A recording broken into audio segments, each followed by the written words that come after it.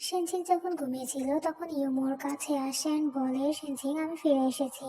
পরবর্তীতে সেনজিং এর যখন চোখ খোলে ও তখন বুঝতে পারে সবকিছু একটা ড্রিম ছিল। তখন ওখানে একটা মেয়ে আসে সেনজিং কে কোড দেওয়ার জন্য। সেনজিং তখন ভাবতে থাকে শুধুমাত্র স্বপ্নে আমি ওকে হাসতে দেখতে পাই। সেনজিং দেন তাও কোথায় এটা ভাবতে থাকলে ওই মেয়েটা সেটা বুঝতে পারে আর বলে যে উনাকে কেউ পানিতে ধাক্কা দিয়ে দিয়েছিল এন্ড এখন উনি কোমাতে আছে। এটা শুনে সেনজিং দ্রুত তার কাছে যেতে থাকে যেখানে রুমের বাইরে ওর মা দাঁড়িয়েছিল। সেনজিংকে দেখে সেনজিং এর মা এটা বুঝতে পারে যে সেনজিং এটা বলার চেষ্টা করছে যে তাও এখন কেমন আছে। সেনজিং এর মা তখন বলে যে ডাক্তার নিজের বেস্ট ট্রাই করেছে ওকে বাঁচানোর জন্য, এখন বাকিটা তাওয়ের উপরে।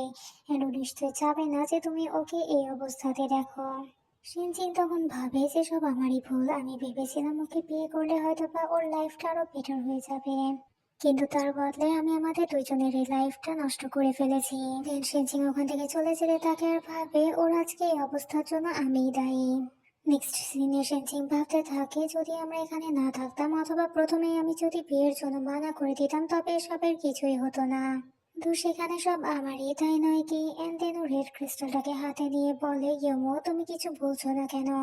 সেনজিং দিন টান দিয়ে ওটা খোলার চেষ্টা করে আর ভাবে যে তুমি আমার কথা কি শুনতে পাচ্ছ না, এই ক্রিস্টালটা একদম ইউজলেস, তো এটাকে রেখে দিয়ে লাভই বাকি। এন্ড দেন সেনজিং এটাকে অনেক জোরে টান দিতে থাকলে ওই দড়িতে ওর হাত কেটে যায়।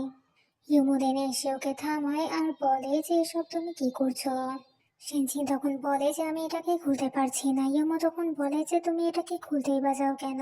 সেনজিন তখন বলে যে আমি এটা তোমাকে ফিরিয়ে দিতে চাই। ইয়োমো তখন বলে যে কেন। সেনজিন এর কাছে এই প্রশ্নের আনসার ছিল না। দেন ও নিজের হাত থেকে ক্রিস্টালটা ছেড়ে দেয়। ওর এখন বিশ্বাসই হচ্ছিল না যে ইয়োমো ওর সামনে দাঁড়িয়ে আছে। দেন ও ইয়োমোকে জড়িয়ে ধরে, এটা থেকে ইয়োমো দেন ওকে জড়িয়ে ধরে। সেনজিন তখন বলে যে তুমি ফিরে এসেছো।